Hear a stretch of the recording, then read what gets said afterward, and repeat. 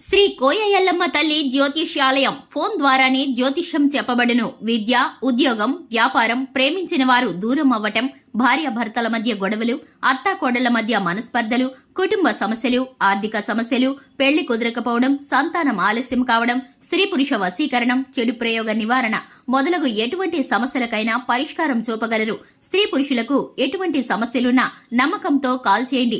9014339338.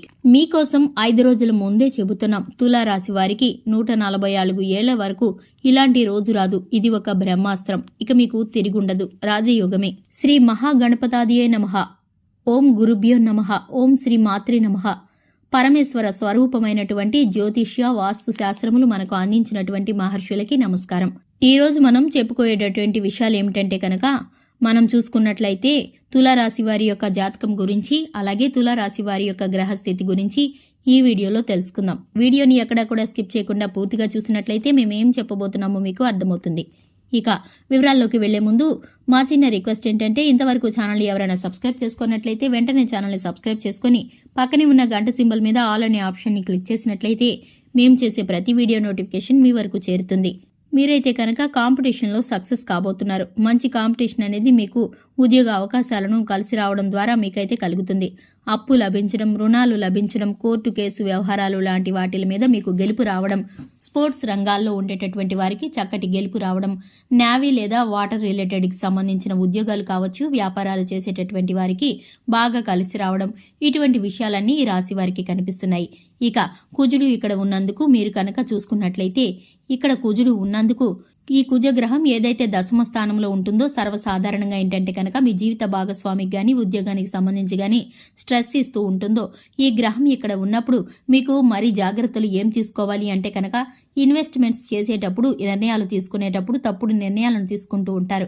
ఇక్కడ ఎందుకు నీచ స్థితిలో కుజుడు లగ్నాన్ని చూస్తున్నాడు కనుక ఆలోచన చేస్తే కనుక మీరు ల్యాండ్స్ మీద ఇన్వెస్ట్మెంట్ చేసేటప్పుడు మీకు 12వ స్థానంలో కేతు సంచారం ఎక్కువగా ఉంటుంది. అంటే డెడ్ ఇన్వెస్ట్మెంట్స్ అవుతూ ఉంటాయి. ఏదో ఒక ఆధ్యాత్మికమైనటువంటి విషయాలను ఇన్వెస్ట్మెంట్స్ విపరీతంగా ఆలోచించే చేసే రాంగ్ స్టెప్ చేస్తూ ఉంటారు. మీ ఆలోచనలు మాత్రమే కాకుండా మీ చుట్టూ ఉండే వాళ్ళ యొక్క నిర్ణయాలను కూడా మీరు కాస్త ఆలోచించి తీసుకున్నట్లయితే మీ ల్యాండ్ విషయాల్లో మీకైతే కనుక నిర్ణయాలు ప్రమాదకరంగా మారకుండా మీకు లాభదాయకంగా ఉంటాయి. అడుగులు ముందుకు వేస్తూ ఆలోచిస్తూ చేయాలి. అలాగే దేవతారాధన ఏంటి చూసుకున్నట్లయితే కాళికా అమ్మవారి యొక్క ఆరాధన మీకైతే మేలు కలుగుతుంది. సంతానాన్ని విదేశాలకు పంపించేటటువంటి విషయాల్లో కొంత జాగ్రత్తగా ఉండండి. రాజకీయ నాయకులు కాస్త నిర్ణయాలను తీసుకునే ముందు వెనక ముందు ఆలోచించుకోవాలి.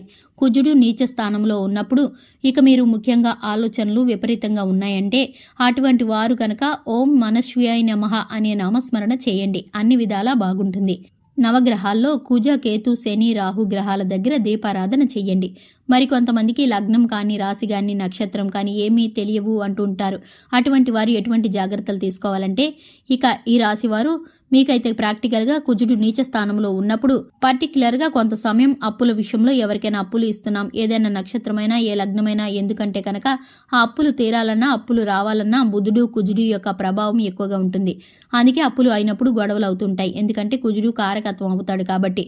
అందుకని మీరు కనుక ఆలోచించుకొని నిర్ణయాలు తీసుకుంటే ఏ పని చేసేటప్పుడైనా, పెట్టుబడులు పెట్టేటప్పుడైనా, మీరు కనుక ఎదుటి వ్యక్తులతో మాట్లాడేటప్పుడైనా మంచి చెడులను ఆలోచించి కనుక జ్యోతిష శాస్త్రాన్ని మీరు గమనించుకొని నక్షత్రాలు తిథులను బట్టి మీరు నిర్ణయాలు తీసుకుంటే మీకు కొంత ప్రతికూల ఫలితాలు దక్కకుండా అనుకూలంగా ఏర్పడే పరిస్థితులు అయితే కలుగుతాయి.